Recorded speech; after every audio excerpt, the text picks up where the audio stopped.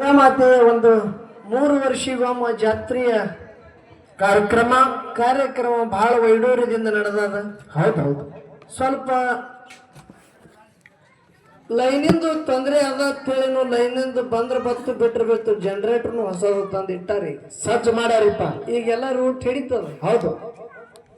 ನಮ್ಮ ಉತ್ನಾಳದ ಪರಶು ಮಾಸ್ತರ್ ಅವ್ರ ಜೊತೆ ಕಾರ್ಯಕ್ರಮ ಅಷ್ಟು ಮಂದಿ ಇಲ್ಲಿ ಕೂಡಿರಿ. ಸಕಲ ತತ್ವಜ್ಞಾನಿಗಳಿಗೆ ನಮ್ಮ ಛತ್ರಿ ಎಲ್ಲ ಕುಲ ಬಾಂಧವರಿಗೆ ಕೂಡ ಅವರಿವರಲ್ಲದೆ ಸಕಲ ಜ್ಞಾನ ಪಂಡಿತರ ತಮ್ಮೆಲ್ಲರ ಹೃದಯಾತ್ಮದಲ್ಲಿ ಸಕಲ ಜಾಗೃತ ರೂಪದಿಂದ ವ್ಯಾಪಿಸಿಕೊಂಡಂತ ಚೈತನ್ಯ ಪರಮಾತ್ಮನಿಗೆ ಸಂಘದ ವತಿಯಿಂದ ತಮ್ಮೆಲ್ಲರಿಗೂ ಕೂಡ ಶರಣಾರ್ಥಿಗಳನ್ನ ಹೇಳಿ ಒಂದು ಹನುಮಂತಂದು ಇನ್ನೊಂದು ಪರಶುರಾಮ ಬಗ್ಗೆ ವಿಷಯಗಳನ್ನು ನಡಿಬೇಕಂತ ಹೇಳ್ಯಾರಪ್ಪ. ಅವರು ನಡಿಬೇಕಂತೇಳಿ ಹೇಳ್ಯಾರ.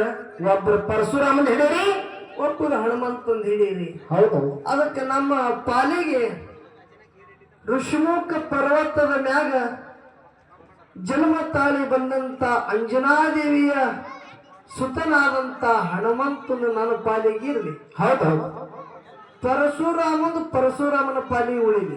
ಹೆಸರು ಪರಶುರಾಮ, ವಿಷಯನು ಪರಶುರಾಮ, ಪಾಲನು ಪರಶುರಾಮ, ಇವ ಬಂದವನು ಪರಶುರಾಮ. ಹೌದೌದು. ಹನುಮಂತ ಅಂಜನಾದೇವಿಯ ಹೊಟ್ಟಿಲಿ ಯಾನು ಹುಟ್ಟಿ ಬಂದ. ಹೌದು.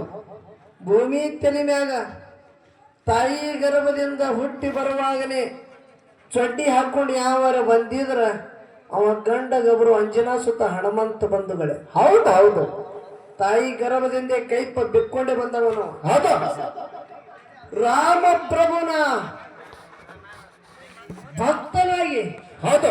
ಸೀತಾದೇವಿಯ ಶೋಧನೆ ಮಾಡಿ ಸೀತಾಗ ರಾಮಗ ಒಪ್ಪಿಸ್ತಾನ. ಹೌದು.